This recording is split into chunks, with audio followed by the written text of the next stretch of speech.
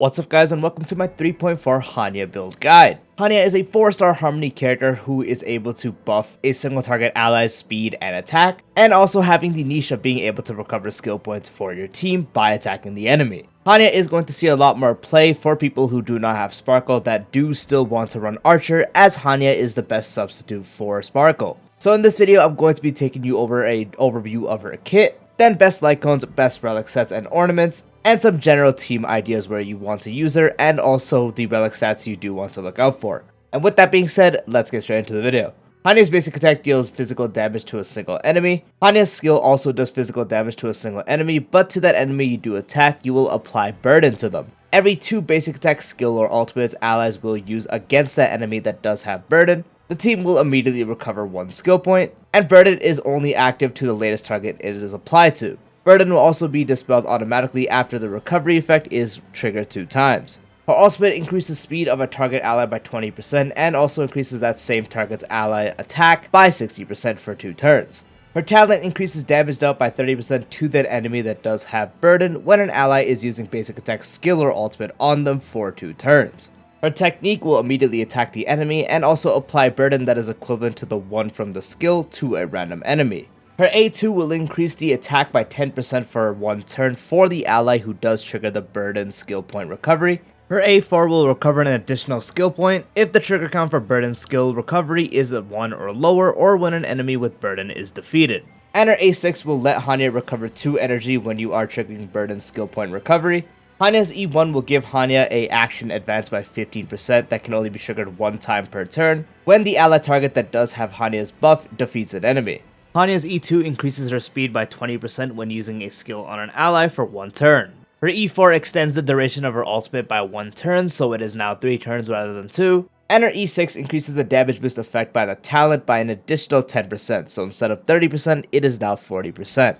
When it comes to what Lightcones to use on Hanya, she is going to utilize Dance Dance Dance the best, which does give the entire team a 16% advance forward when using ultimate. And at S5, the advance forward becomes 24%. You can get all on Hanya relatively quickly, so she actually is able to utilize this, and Hanya herself is also built with very high speed, so this can also help you achieve even more breakpoints, such as achieving 3 turns within a cycle or even more than that. If not achieving another turn within a cycle, it can at least let you act quicker so you can apply burden quicker on enemies or attack more to get more energy back. And for your other DPSs or supports, they can attack quicker to get more damage out, or they can refresh their buffs if they're a support. You just want to make sure you do have something going along in the battle with this Lightcone, because if you use it and no effect really happens, and they kind of just stay in the same spot because you don't really hit a action value, that will really affect anything at all, then the Lightcone effect is relatively worthless and you would be better off running something else. But if you are able to achieve something, at least attacking quicker to refresh buffs, this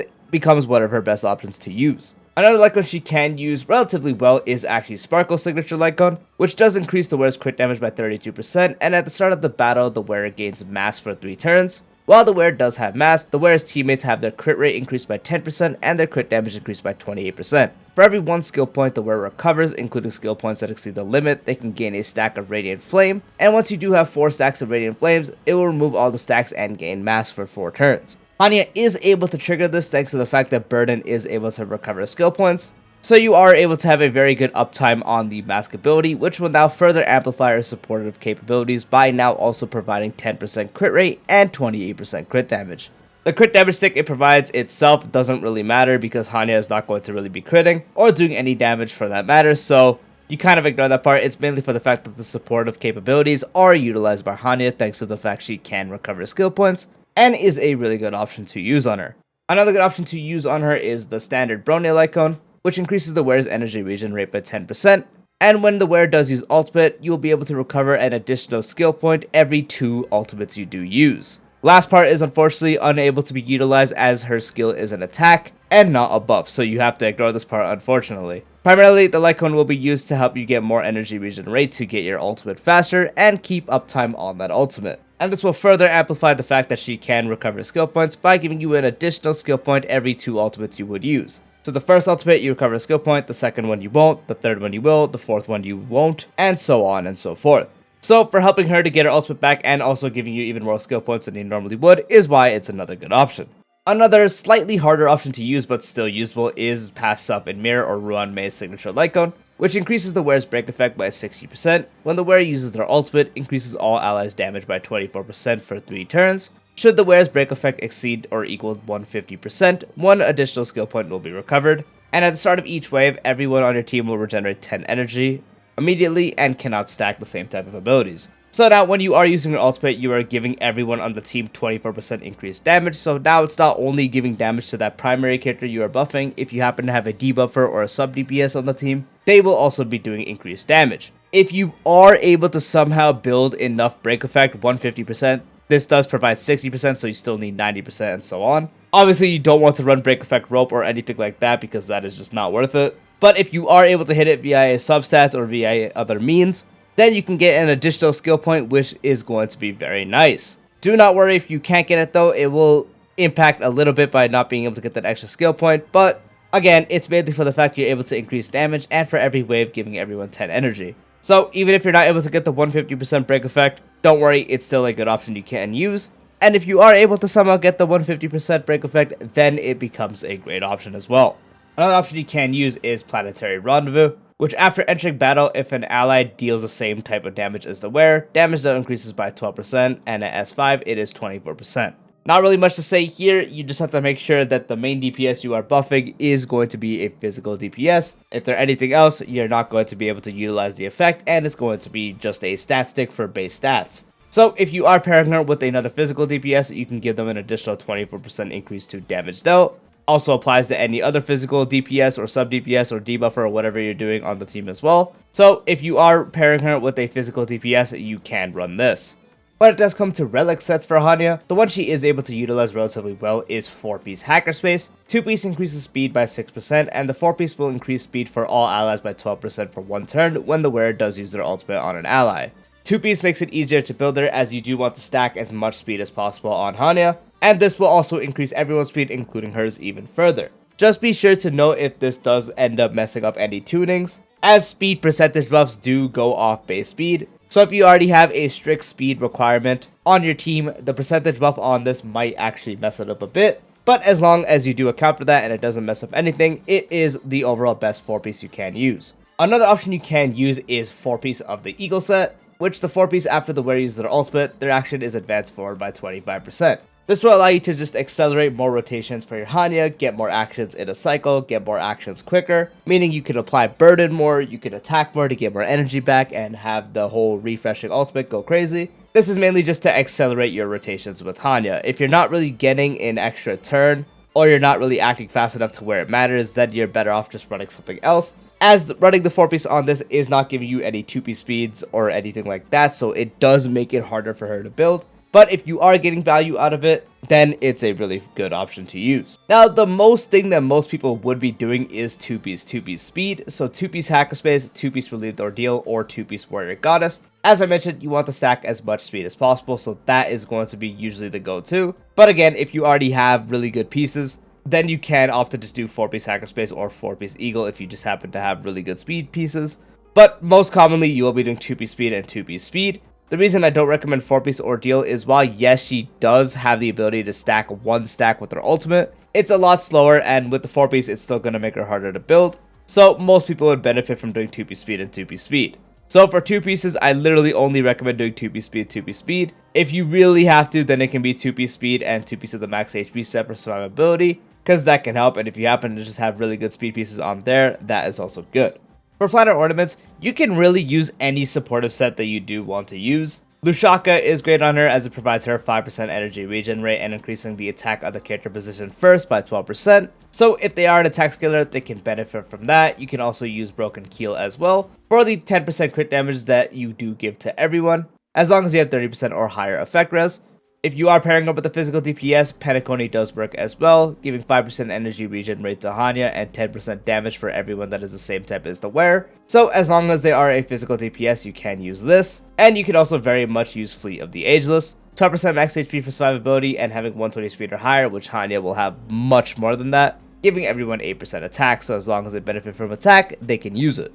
You can also use Von Walk on her just to ensure she is the first one acting in battle, 5% energy regen rate, and a 40% advance forward immediately upon entering battle when the wearer does have 120 speed or higher. Hanya, even with Von Walk, you still want to stack as much speed as possible on her. This is just to ensure she is the first one to go in battle. So if you aren't attacking with her technique or anything when you are entering battle, or the burden applies to the wrong enemy, you can end up switching the burden to the right enemy you do want to attack. You can also very much use the two sets that don't really do anything for her but increase speed. One of them would be using Forge, which is literally just for the 6% speed increase. The last part is kind of whatever, getting 40% break effect increase when attacking someone that has fire weakness. You kind of just ignore that. Unless you are running Run Maze Lightcone, then it can help you in situations. But again, it's mainly for 6% speed to hit even higher speed thresholds. The other one would be the Giant Tree set, which the actual effect she can't even use as she is not a healer. Again, it is just for the 6% speed increase. So if this 6% speed increase does help you hit a higher threshold, such as even reaching 200 plus speed or even further than that, you can very much go for it, as it is going to benefit her output by a lot.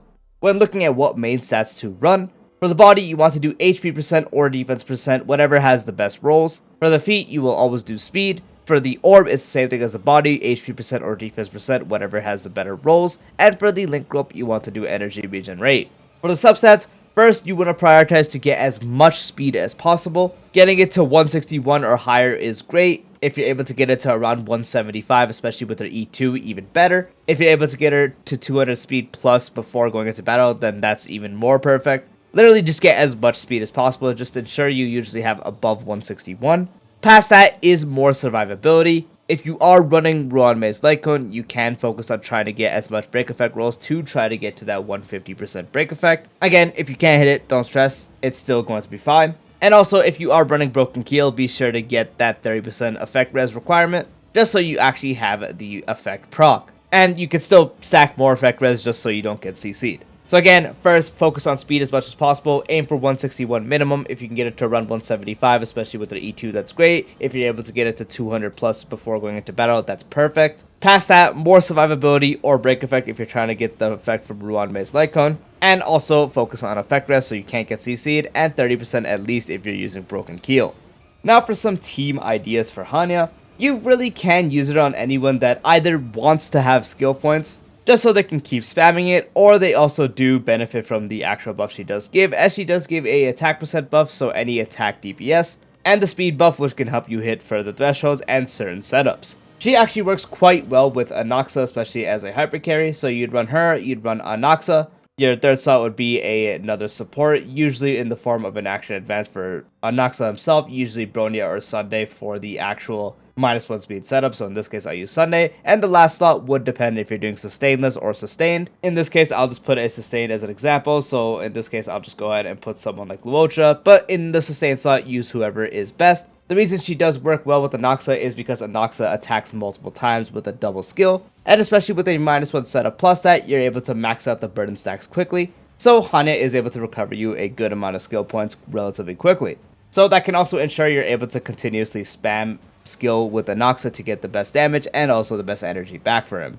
He also does benefit a ton from the attack percent that she does provide in her ultimate, and the speed that she does give can help you do some certain setups, such as running attack percent boots and having a certain amount of base speed to get enough to go over breakpoint and get above Sunday speed, or certain setups where you have over 140-ish and you have the Hanya buff to bring Anaxa to over 160 type speed, and have a hyper speed -1 at the same time. There's a lot of setups you can do for that. Hanya does also work with someone like Argenti, because Argenti will be able to trigger the actual burden effect regardless of who he attacks, as you do want to use skill as much as possible on him, and now you're going to be able to recover more skill points back. So the team would look something similar like this. If you're not running a action advanced character and you're just doing the speed based, you could sub this out for someone like Tribi instead, or someone like Robin, she does work as well. Or with Argenti specifically, Ting Yun also does work as well, so you could run something like this. Really is just any character that does benefit from her burden giving skill points back, and also benefits from the attack percent and speed buff she can provide. As I did mention at the beginning of the video, she's going to be fantastic for Archer,